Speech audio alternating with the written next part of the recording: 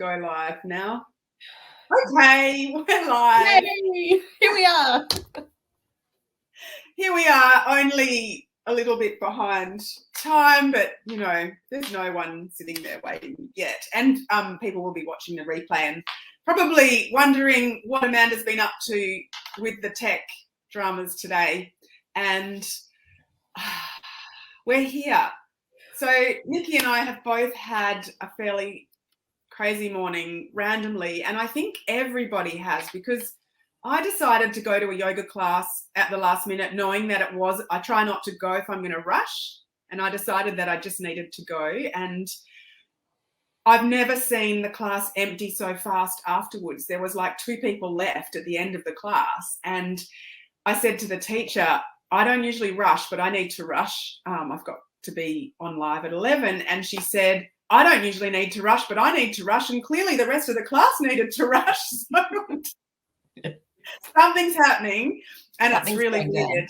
Something's going down. So anyway, so probably a really good time to talk about boundaries and why we need them and how to have them and what even are they. So I'm super excited to have you here, and thank you so much for saying yes. And thank you for having me. Thank you for the lovely invitation. It's mysteriously cold on the coast today, so I'm all rugged up. Well, it's mysteriously warm. We haven't had any warm weather yet, and today's forecast to be an absolutely stunning spring day, so I'm even in short sleeves.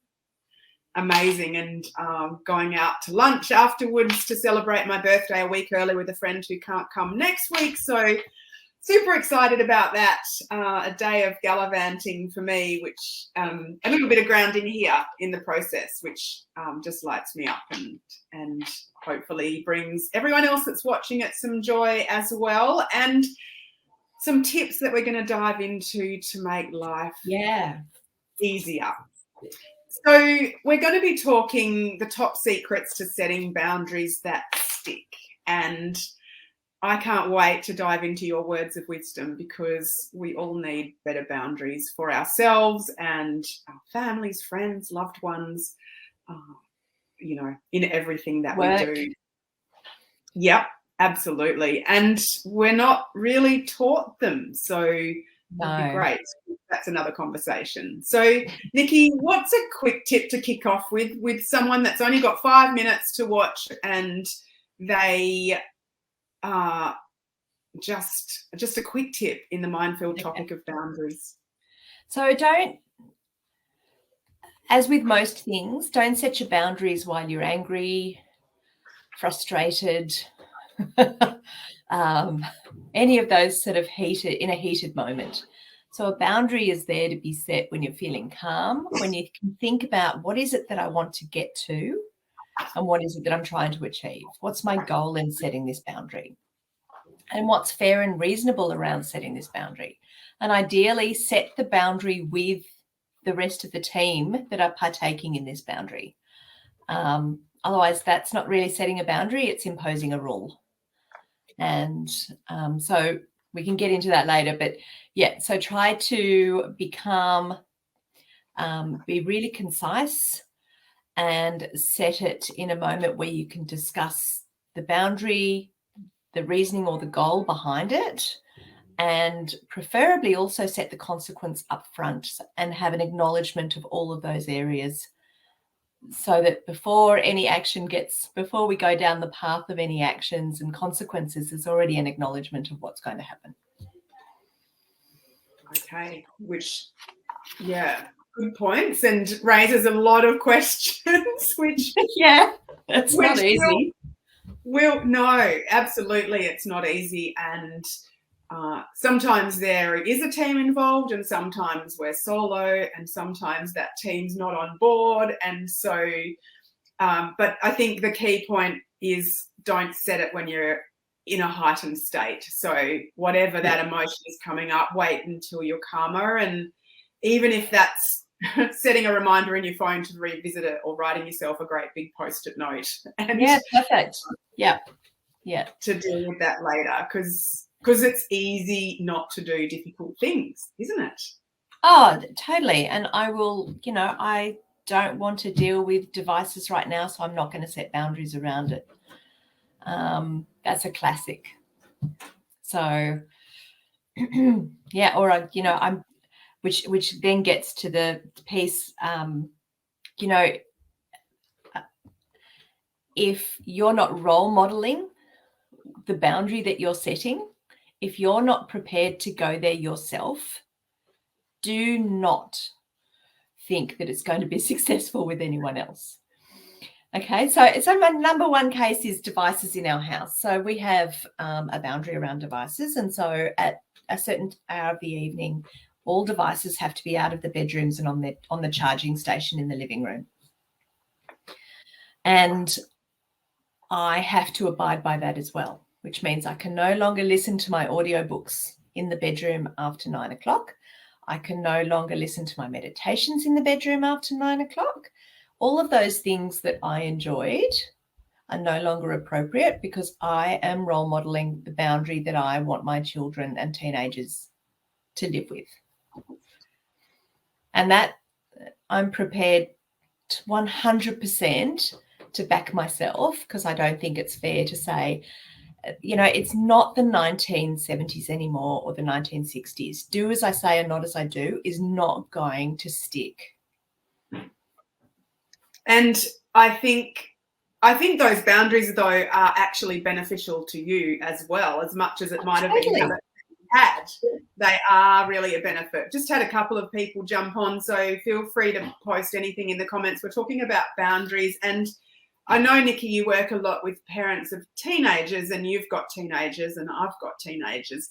I think also these boundaries are relevant regardless of whether you've got children or you don't, or whatever age they are. And the younger they are, the better it is to have boundaries in the first place. So, yeah, chuck any comments you've got in the chat box. Yeah, I think you need to just say yes to StreamYard so that we can see who you are. We'll see your comment anyway. And if you're on the replay, posting questions too, because we will revisit those and answer those as well. And it's an awesome conversation, and the more people do this, the better life would be.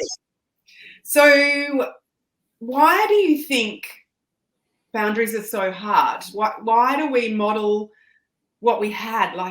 Why do we do what our parents did, and when that wasn't necessarily helpful and we said we were never going to do that? Why do we do that, and how do we not do that?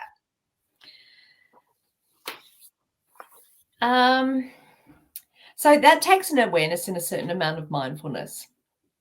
And maintaining mindfulness as a parent is difficult. It takes discipline, it takes practice, and it takes a certain amount of courage to go there in the first place. So I've been on a really big journey reflecting on the parts of my parenting experience that I wanted to embrace and the parts that I wanted to release and not. And there were certainly generational habits that I wanted to release and not have continue into our family unit the way it is now.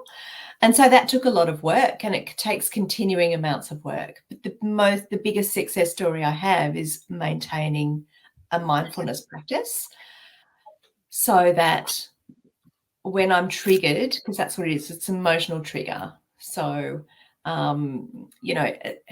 classic is if you weren't seen or you didn't feel heard, if you felt ignored by your parents, and that led to self-esteem issues moving forward because they didn't listen to you or you didn't feel heard. The minute your kid gives you a eye roll, a shrug, and slams the door in your face, it's going to trigger the same feelings that you had when you were that younger teenager, feeling unseen, unheard, and all the self-esteem issues around that. And so it may not be a malicious action or an intentional action on your teen's behalf. They may be dealing with something else. They might be really worried about their maths exam, or they may not, even register that you're there, because remember, their brains are doing a completely different thing to our brains right now. Their hormones are driving them into mashed potato mode half the time. And so They're not in their prefrontal cortex, right? They're back here in the amygdala half the time. They don't actually comprehend our world a lot. So if we bring that back to, how we're triggered, it's really important for us to do the work, because and for us to role model the patience, the mindfulness, and to be aware of, and to ask that question, what parts of being parented did I enjoy, and what parts of being parented would I like to improve upon, and go from there. Did that answer the question? It's a big bit. It did, and it raised a lot of beautiful things as well. I couldn't stop laughing at the mashed potato mode, and Holly commented before about practicing what you preach, and totally, it's so true. And what I've learned now, my youngest is 18, they don't do what you say, they do what you do. And that's a bit scary at times, but it's a beautiful thing when you are modeling great things, that when you see that replicated, and it just drives you to do more of it. And Alice said my hormones still drive me into mashed potato mode sometimes. So if you're dealing with stuff yourself, then it's pretty tough when you've got a whole family of mashed potatoes in their brain. Yeah. If you think about, when our kids are little, it's like we're the managers of junior staff. We're micromanaging them. We're really process driven. We're checking in on them as they do tasks. And then as they go through that sort of teenage stage, it's like moving into us. We have to move into that leadership mode if we're sort of reflecting on what it's like to be in the workforce. And our kids are moving up into that management mode. We're in this self-management. But because of their hormone drive, 1 minute they're wanting to have that independence, and the next minute they can't tie their shoelaces. And you've got to try and sort of be really agile in the way you approach them, and really mindful of what are they needing right now. And so that's difficult if boundaries keep shifting. And that's why that boundary piece is so important, because if the boundary piece is solid and the consequences are solid and logical and fair and delivered with compassion, then you've got a boundary, you've got a foundation to move forward with. And I think that is the secret to having really beautiful two-way respectful relationships. Yes, I'm just digesting and processing and wishing I had this conversation 10 years ago or longer than that. And also I'm having one this morning, so don't, and you have it over and over and over and over again with them. And I think it's not necessarily like for the people that don't even have children, or they're adult, even with adult children, you haven't had proper boundaries, you can bring them in at any moment. And it's also, but it starts with having boundaries with yourself, doesn't it? So I just want to, what even is a boundary? Like, how do you define what a boundary is? For me, steel wall. Yeah. So for me, I described it to a friend the other day in saying it's a fence, but it's not just about the fence. It's about the moat between you and the fence, because that moat can be full of stinging jellyfish and sharks. Like, it can be a really difficult boundary, or it can be this beautiful lake with mermaids in it that feels really calm to be in, with beautiful lilies floating on the surface. If you want to get visual, just imagine that the moat is either going to be full of your self-love that helps enforce the wall, or it's going to be full of things that are going to bite at the wall and make it difficult. And so what we want to do is we want to reinforce the boundary as a sign of self-respect, but at the same time, it's a juxtaposition because the boundary is maintained by us building and maintaining our self-respect. Yes, absolutely. And if we don't have that self-respect, then it's hard. So that's really where it starts. And like everything, you don't really want to know that that's where it starts, but it's just how it is. Yeah. And I guess that's simple. It is simpler, really, because if we just have to start with us, then it's a great place.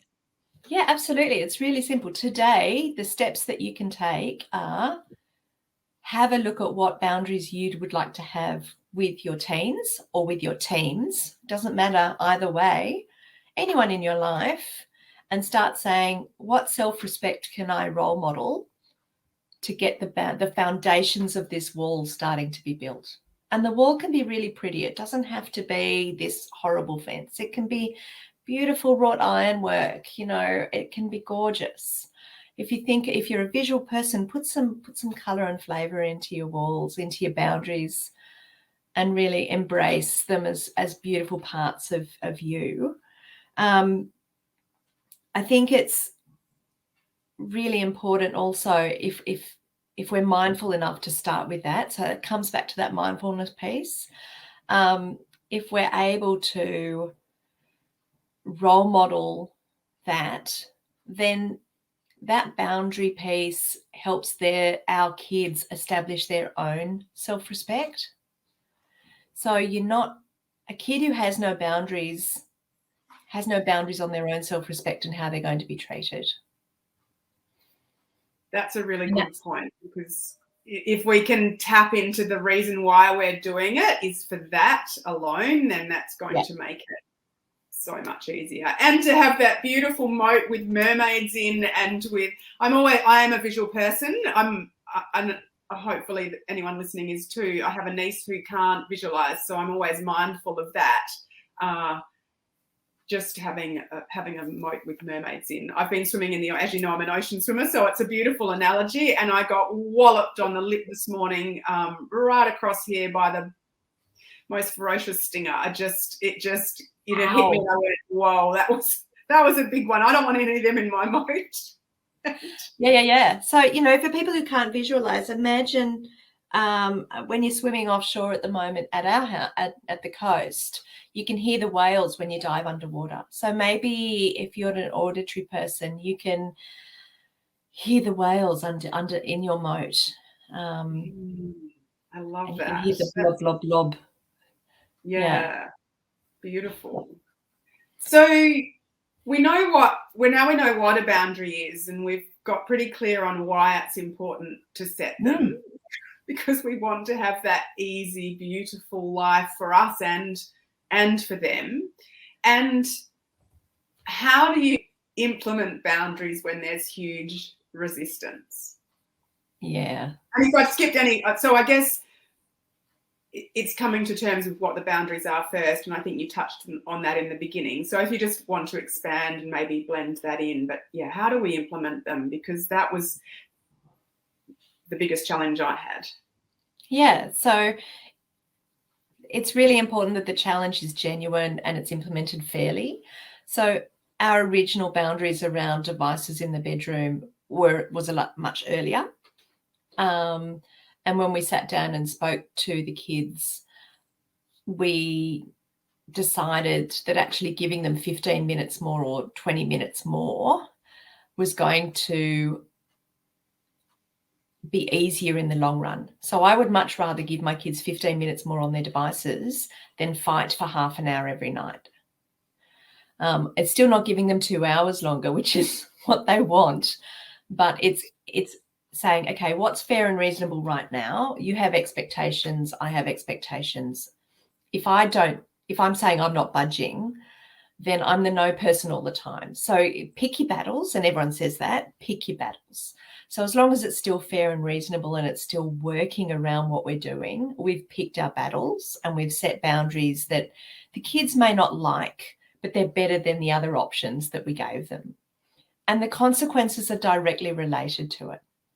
So if you're on your phone and if your phone's in your room for 20 minutes too long, that's 20 minutes earlier it's got to come out of your room tomorrow. It's exactly related. So if your kid doesn't pick their plates up out of the lounge room and take them into the kitchen, then a consequence that is directly related would be they have to wash up after the following meal. So confiscating a device, you didn't pick your plates up, so I'm going to confiscate your device. There's no correlation.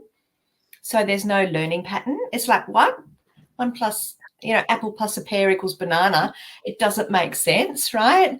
And so that's the first thing you've got to look at is it fair and reasonable? And I don't mean on their terms. I mean on the unit's terms. And then if the way that we implement it and have consequences, is that fair and related, which is fine. But the other thing about it is look at if you've got strong resistance to boundaries, then you may find that you're sort of putting a Band-Aid on a broken leg, right? You've got a bigger issue that you haven't looked at. And so then you're looking at, sorry, I think my teenager's decided to unpack the dishwasher right now. That's fine. I can hardly hear it. It's not a problem. And go him for doing it, right? Beautiful. Yeah, because he heard us talking about dishes. Yeah, that's right. So if you've got really strong pushback on a boundary, then it might be worth looking at what unmet needs does this person have that means they need to push this boundary to meet this need.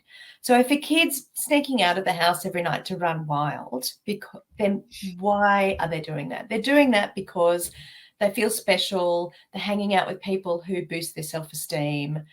They feel cool. They feel wanted. And that's all part of feeling that belonging feeling, right? So how do that child, that teen, that person isn't feeling like they truly are seen, heard, and belong in their family unit. If they truly have this need, this unmet need that is continuing to go out and push a boundary that's been explained to them and they still want it. So then you've got to dig deeper. You've got to it's not just about setting a boundary. It's about going back and saying, what am I role modeling? Am I truly listening to this person? Am I appreciating who they are? Am I present? Am I mindful enough to be present? Which is really hard, right? Because we're working from home and we're doing this, that, and the other, and we're all crazy. And now we've got to pause and breathe and be present for someone. Like, that's tough. Yeah. And I think it comes back to everything that we have issues with as adults was our needs as children not being met. And so what you're alluding to is that instead of what's the next thing I can do that's going to make them change their behavior in a boundary way, how can what needs aren't being met? That's what we need to look at. Yeah. Yeah. Which is, meeting those needs is much more fun than setting another ridiculous boundary that they're not even going to comply with. That's just going to drive us insane. Yeah, we all have that innate. Yeah, we have that innate need to feel like we belong in a tribe. So if your teens aren't belonging in the tribe, yeah, they're going to belong to other tribes, and that's cool. But they have to belong in the tribe in the home. And to do that, they have to feel seen and heard. They have to feel respected. And so one of Alice and Teresa are watching, which is cool. And Alice was saying, just involving them, it's respectful, consulting them, getting them to join in the conversation about what the boundaries are is respectful and feels like that brings them together to be more part of the team as well. And games are interesting ones on devices. If they're mid-game and we stop and say, you've got to get off your phone, then they're letting their mates down. And so then they're not having their needs met. And it's this great big vicious circle. Yeah. But if they understand that in a certain time, they are expected to get off their device, then the following night, if they're in the middle of a game at that time, they haven't managed their time properly. If they are, and they're teens and they think they're adults and they're progressing into the workplace, if they're in a work environment and they're in the middle of playing and their lunch hour finished, they're going to get off their game. Otherwise, they'll lose their job, right? So if we don't teach them those sorts of boundaries, that they have responsibilities, and whilst we may not be as fearful as losing their job, but it's still, you just got to say to them, this is why we're doing this. This is why, because there's always going to be boundaries. And you very fairly knew what parameters you had around this window of opportunity. And it was a time parameter, and that time is up.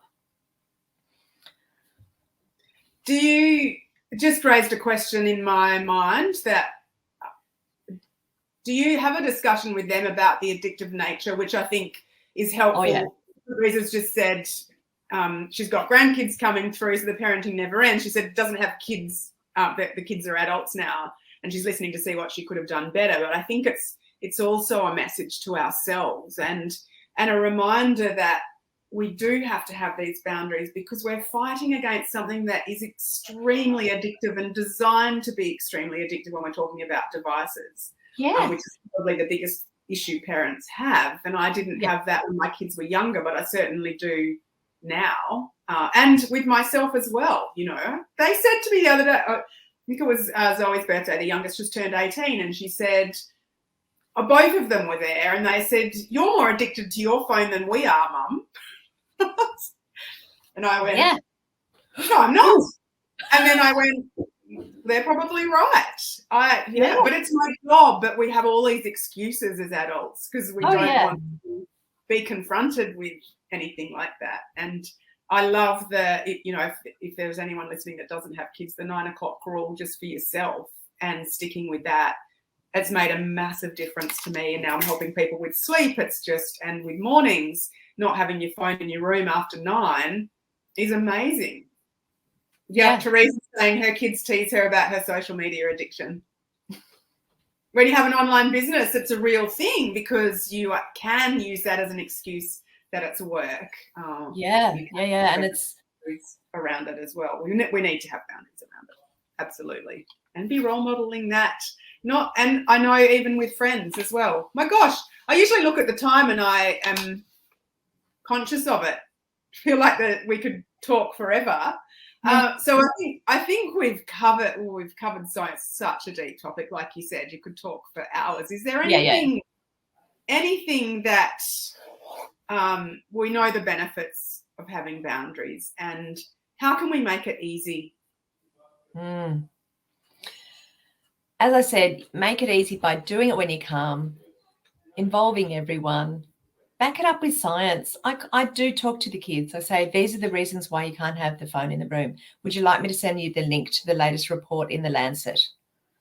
And they're like, oh, right. And I said, well, if you really want to educate yourselves and put forward some persuasive text, which makes them groan as well because they have to do that at school, it's like put forward an argument, put forward a business case for having your phone in your room overnight. But I'm going to put forward mine. And theirs is, I need an alarm clock. Kmart has $7 alarm clocks. We own about 6 of them. They're all over the house. There's no reason for having that. We have a landline upstairs in case we get broken into because all our phones are downstairs at night. It's very easy to break down all of those but sentences to those boundaries. But it's not, and it isn't just devices. It's the boundaries around, contributing to the house. That's a boundary as well. It's an expectation of, we would like you to contribute to the home. And, these are the options that you have. What would you like to do?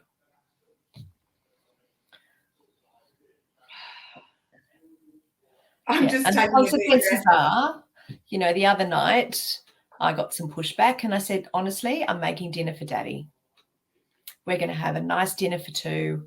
You guys are just not, I don't know what's going on here, but when we've cleared the kitchen, you can come down and do whatever you like.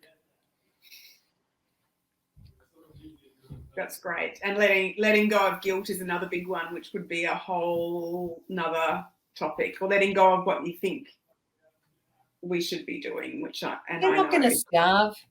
They'll just have Maggi noodles. It's okay. They're not going to die. No one died of noodles. Yeah, but they will, if they get out there in the universe and think that someone's going to put up with them giving not contributing, they're going to get some really rude shocks. So I know that in setting boundaries and gently and compassionately enforcing them, and that's my key point, blame and shame has absolutely no space in boundary setting and consequences. So it's not, you're a bad person, the least you could do is, you're terrible, and now look what we all have to do. It's, I understand you've made a mistake, and it's always a mistake, because a mistake's the behavior, it's not the person. So I understand you've made a mistake. Unfortunately, here are the consequences. Let's move forward.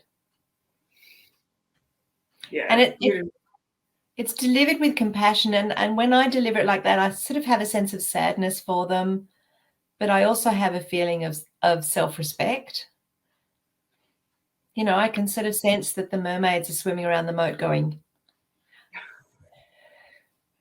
they've got my back. And I imagine that it gets easier the more you do it, like anything. You know, first time it's going to be really challenging and we'll resist to go back to old habits, but it's just going to get easier the more we do it. So we've totally run out of time. And this is probably one of the most challenging topics for me, because the thing I struggled with the most, raising kids, and it's never too late. And I just want anyone listening to know that you're enough just as you are. You're doing the best job you can, and there's easier ways than trying to push a wheelbarrow of concrete up a hill. So and please reach out to both of us, and you know, if you need help or you want to pick up on anything that we've spoken about and augment that, maybe we can do boundaries part 2. I think every conversation I've had, I feel like there's a part 2, because in 30 minutes you can only kind of scratch the surface, which is why we coach, because then we have longer programs for people that really want to dive in and make these changes happen, because sometimes doing it on your own is super hard. And especially if you've got to get a partner on board as well, or ingrained habits that have been around for, you know, for me, 2 decades of having kids. So because when the first time you change, it's going to be a total show, right? If you change your behaviors, it's like you've been waltzing the waltz for 10 years. Now you're going to go to tango. They're all going to fight. They want you to go back to the waltz. They're not going to like it. Change is scary and frightening, and our brain doesn't like it.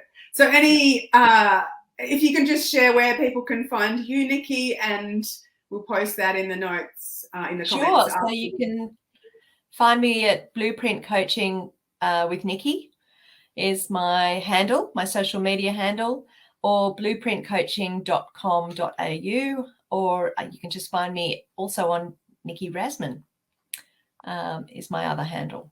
So loads of ways of reaching out. Happy to chat. And even just following you for, you know, free words of wisdom and lots of value that you offer. Reach out to me. I've got my top 5 tips for setting boundaries around devices. So if you reach out to me, happy to send that out to you and support you in any way I can. And I think we could all do with those, kids or no kids. So thank you so much. Thank you so much. I hope your day gets easier. I know that this full moon, if you're listening to replay, the full moon might have passed, but full moons can be really heavy, and this seemed to be a really big one. Or a great reason for when you're feeling really heavy, if there's a full moon, you go, it's just the full moon. Like kids, it's just easier to blame something else. Whatever makes life easier.